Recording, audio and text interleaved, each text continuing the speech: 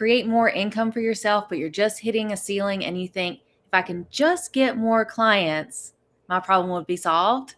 Well, this, discussion is for you because Caroline, this week I talked with a prospect who is interested in the Beyond Booked Out program, and he's in a group practice. Most group practices, if you're not aware, for people who are new to the therapy space, most practices do a 60-40 split with your income. Group practices, like on the favorable side, do 70-30. But you never know when your next lead is coming in because you're not on the front lines to, take the phone calls. And like, I've been in a group practice before where they see my name on a website, they just call and say, hey, I need an appointment. Like, so you don't have any control over your leads. And what's interesting is if you want to have, let's say, 20K months, that is, you and I, we were just running the numbers before we hopped on. It's like nearly impossible. It doesn't look good. No, not at all. Let's run through some of those numbers. Can I just go through them? Yeah. Okay, so a 20K month. Now, 20K month means that you're paying tax on that. You've got to pay all your other bills, all your other insurances. So you end up with around 10K at the end of it. Let's talk about what that really looks like, what's in your pocket at the end of the day. That would mean if you were seeing insurance patients, you would need to see, to get 20K per month, you'd need to see around 48 patients per week. And then you need to do all your extra work that goes with that. You need a little bit of time to get between your different patients. And that works out to over 70 hours a week just for seeing the patients and writing up your reports. Now, like I said, you might get 20K a month for that, but you're going to end up with about 10K. That is crazy. There is no way you can sustain 70-hour weeks. And that's back to back. We're not talking about having breaks in between. That's 70 hours a week at work of just back-to-back patients and work follow-ups and all your reporting. It makes me stressed just thinking about it.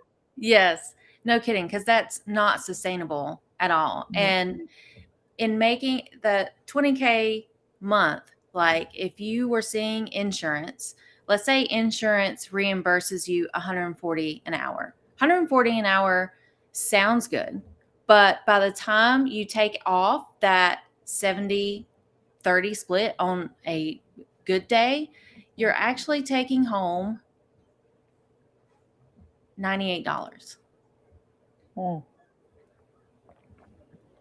that's before you pay all your own fees, before you pay, maybe you have to pay for parking, maybe you have to pay extra fees, your own insurance. You've got to pay taxes on that.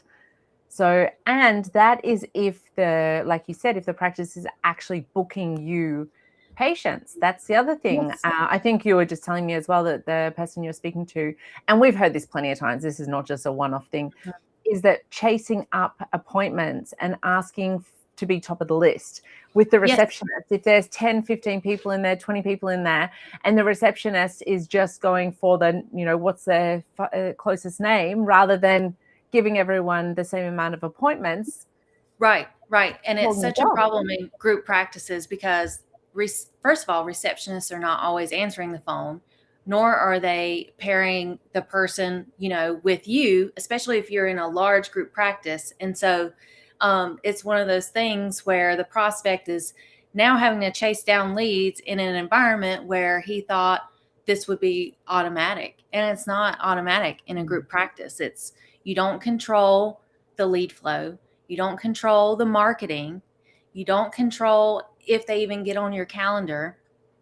And the other thing that I've noticed in working with group practices is they also hire interns, and interns need hours. Interns also make the group practice a lot of money because when you're an intern, that 70-30 or 60-40 split is upside down.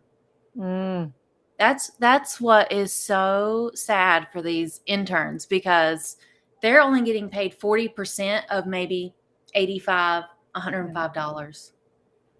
And I think another thing that people need to understand as well is that in your case, for example, and all the other clients that I work with are either a coach or a therapist, is that you get to decide who your client is. Now, we speak about this a lot, that, you know, when you're desperate for money and you're taking on the wrong clients all the time, that's one problem. But when you get into a good position, which you are definitely in now yourself, Erin, is that you're in a situation where you can choose your own patients and you can say no to people. You don't have to be the yes therapist, and you get to choose. Whereas when you're in a group practice, someone's answering the phone, that receptionist is answering the phone, and they're like, okay, there's a free spot here, and they put someone in with you, and you don't actually get to check if you want to work with that person. Are they the right patient for you? Are they someone you really want to work with? And that is where being in a group practice, it's got its good sides. But if you're someone like this person you were speaking to the other day and other people we speak to, if you want to hit 20K months, group practice is not the place to be doing that. So you need to be building up your own clientele. You need to be building up the types, the ideal client that you want to be working with, not just the fact that someone's ringing up and saying, do you have space for me? You want someone that's actually wanting to work with you. So yeah, when you started telling me about the actual hours and the how many hours a week you'd have to work, it's like, it stresses me out thinking about that. Well, and so, you know, making that leap from group practice to private practice can be scary. And I've done it before, but this time going into private practice for the second time, I wanted to do it right. And that's where, you know, I found you and we worked together and we really made a clear, structured, predictable pipeline. So did you want to talk about that a little bit before we close out? Yeah, so I guess that's the thing, is that beyond booked out, that's what we really talk about, is that once you know your ideal client, that's the first thing you need to know. Who is the person you want to work with? It's something that private practice won't let you choose that. You have to like go with what they give you. But when you've got your own business, you can do that to whatever you want that to look like, whether it be you only want to work with men or women or a certain type of person, you can do that.